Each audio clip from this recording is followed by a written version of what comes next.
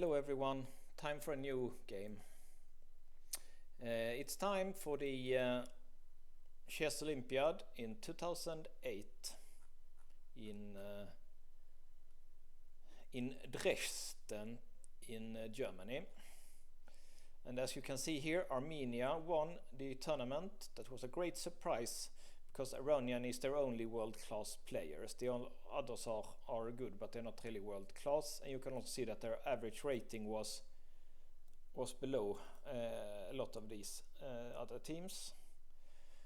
Israel got second, also a great game for them. Only Gelfand is known of these players, but you see the average rating, so the other players are also strong. But Gelfand is their world-class players. And here in the United States, third players also good. Of course, Kamsky and Nakamura, the stars of that team. And here, interestingly, you can see that Ukraine and Kayakin is playing for Ukraine. As you probably know, he is. There has been a lot of controversies because he's supporting the special military. He has moved to Russia and is supporting the special military operation against Ukraine. So it's strange that he lived in one country, he moves to another, and then he supports the extermination of these people. Fifth place and the favorites, of course, here is Russia. Lots of strong players here for first world-class players. And Azerbaijan, sixth place. Rajabov and Mamedjar we have seen games, and here is Gashimov, that guy that I told about a time ago, who died at the age of 25 when he had like 2780 because of brain cancer.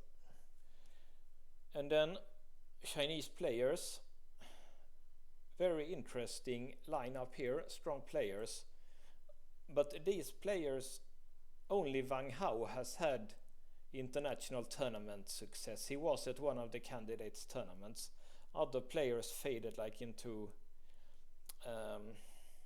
obscurity today. Of course, their big star in China is Ding Liren, but apparently he wasn't strong enough to play for the Olympic team at this time. And of course, Hungary, Leko and Polgar. Also nice to see that best women player ever, Polgar, was still playing at that time. She quit way too early. Both her and the second best female player ever, Hu Yifan, they quit when they were very young. Like Polgar quit maybe when she was 25-30, and Hu Yifan quit when she was 20. Like if they only played like for 10 more years, they could have made enough money playing chess that they would never have to work again. So it was very strange that they decided to quit chess. And I don't know the Vietnamese players. It was an upset. They're a very low-rated team.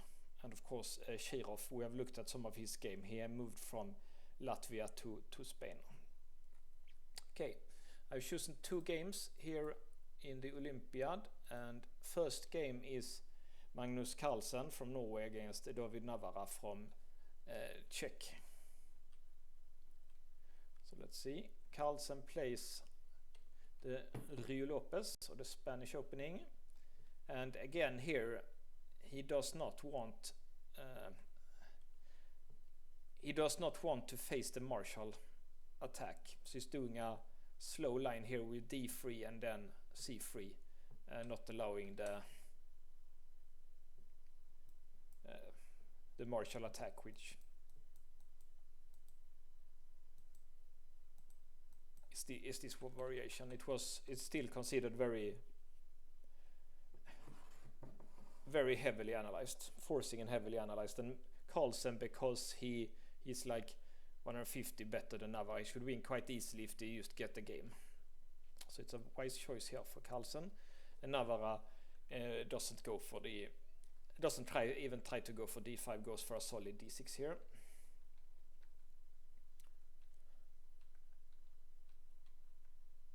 And Black is using a setup known as the Zaitsev setup, when you do Rook e8, Bishop b7 and Bishop f8. It's called Zaitsev. So this is a Zaitsev variation with one tempo less for white. He plays g6. Typical response in Zaitsev is something like this.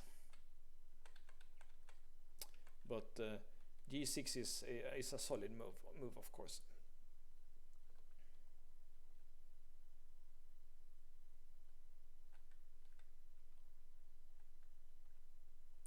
And here, this is the reason why I choose this line. Navara finds a piece sacrifice here. That's typical for this kind of Spanish line, and the computer thinks it's quite fine. He sacrifices a pawn, and the idea is that he gets strong Zaitsev bishops, strong knight here. This pawn is weak, and he can play something sometimes called Space Invaders. It's this.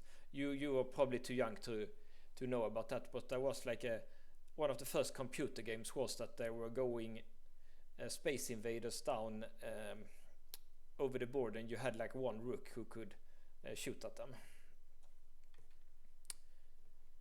So here Magnus, interesting that he sacrifices c3 also. Looks, the computer likes bishop g5 and then b4. Okay, so he should have done that. That would have been the best. It's logical used to defend, but the computer thinks this, and now b4. Okay, so you can get the bishop out, and then maybe eventually try to trade it like this. Okay, so let's see the game. Navara is an very interesting player. He is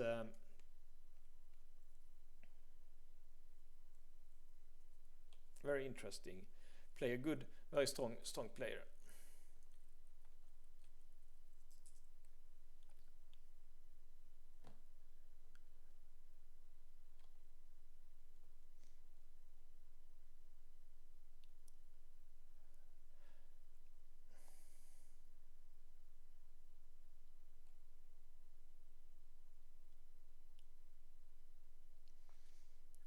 And I don't know if it's true, but I've heard that Navara is a little bit autistic. So there are a few chess players that are autistic, and it's even more impressive. He has had 2700 despite his handicap, and there is one player called Yepishin who also has that handicap, and one called Daniel Bogdan Diak. So it's of course like it's probably more impressive for those players to get such a good at chess with their handicap.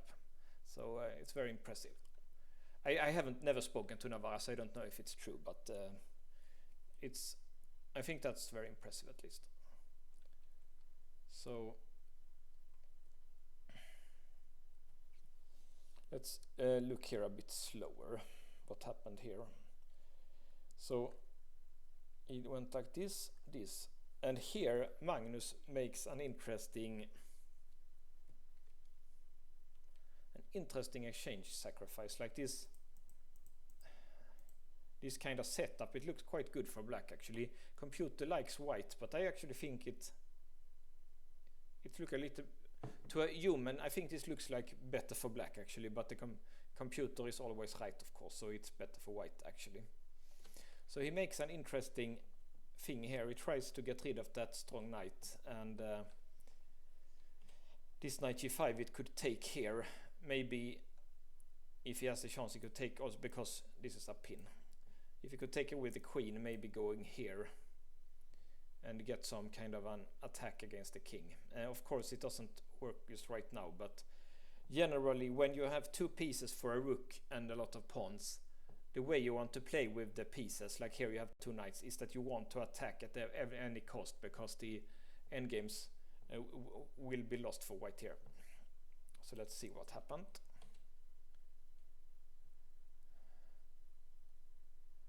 He played a5. It's obviously like he wants to push here and win the bishop.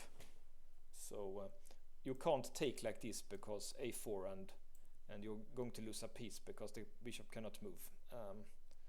So he basically has to take that one. And now it looks like it would have been safer to play this one. making the king a bit safer here. Yeah, that looks... It looks like a little bit. It's often important to like make your king as safe as possible. It's easy to see here that something bad could happen here. Like you can't go into the corner because knight f7 and so on. So why didn't he take with the queen? That looks a little bit better to me. I guess it's because of this. Like here is h6, of course. What about here?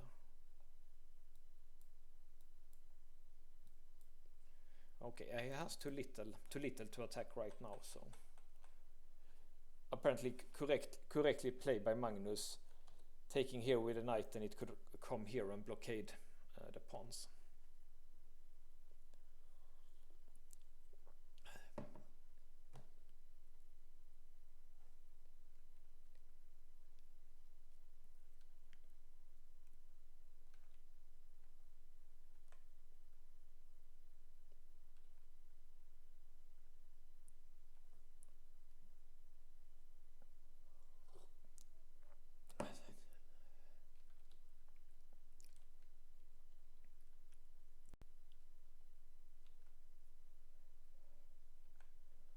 Okay.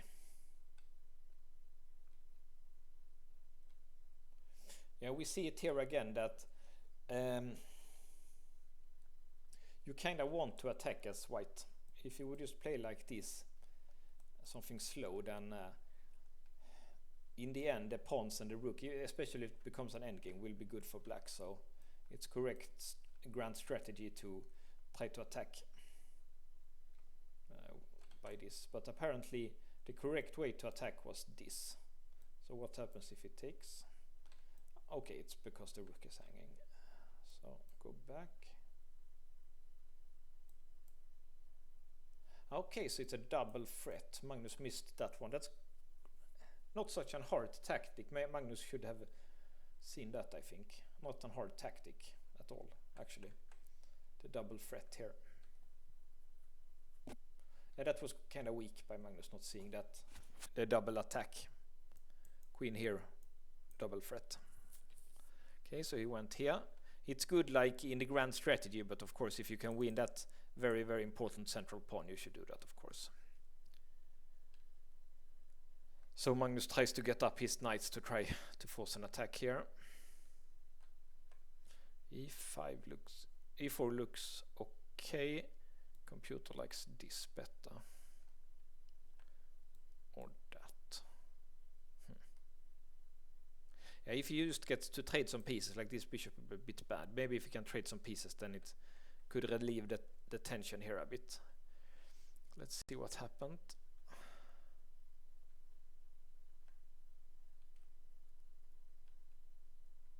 Okay, so he's giving back a piece here, it looks like. Why does he do that? Okay, so I guess he's losing a piece, whatever he does. Alternative would be here and here. Here. Okay. Okay, and again, you get this one. It's typical here, loose pieces drop off. Tactical problems with this rook because it's loose. Should be an a8. He should definitely not have taken back that pawn. It was a completely unimportant pawn, and there has been, Magnus had missed most of it, but there has been like a lot of tactics against that rook. Okay, so Magnus took here. It's not so easy to see why. Okay, two moves, take here or here. He took on e4, so let's look here instead. Okay, some chances for attack here. So if he defends. Okay, so whatever he does, he loses that rook, and I guess here. So it's... this looks good for white. It's two pawns, but it's a different colored bishop, but it's still, yeah. This one is weak. Should be quite easily winning with two extra pawns when you have the rook also. So Navara tried this one, and he switches to get this endgame instead. If black had, there was some way here where he could, instead of e4, he could have tried to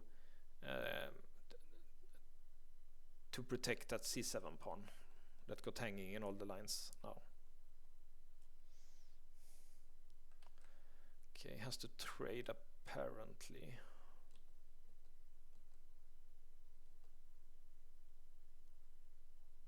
Yeah, so here black could have resigned according to the computer, but it's not strange that black tries to play on when he's playing. It was already pretty clear here that Magnus will become a future world champion, so of course he wants to play as long as possible against such a legend. Okay, so it was better to go here for some reason. That's strange. How can it be better not to take that pawn? Okay, he's winning this bishop, of course. Let's see what happened.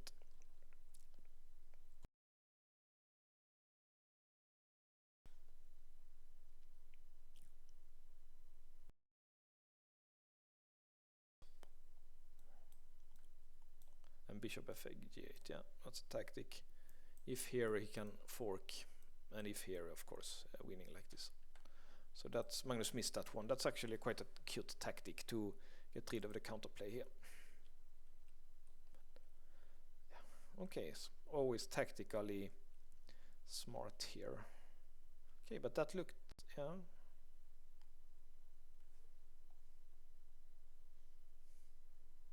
Can't you do something like that? Okay, you can just check and go back then. What about this? Okay, I was probably choosing the right way here. It's not so easy to handle this, but of course for a player of Magnus' strength it's not so hard. So what about this one?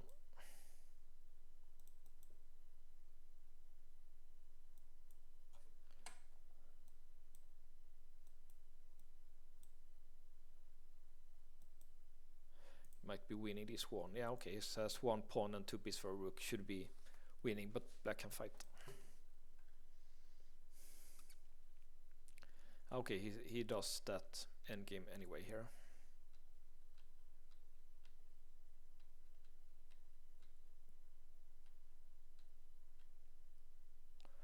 Yeah, nice construction here.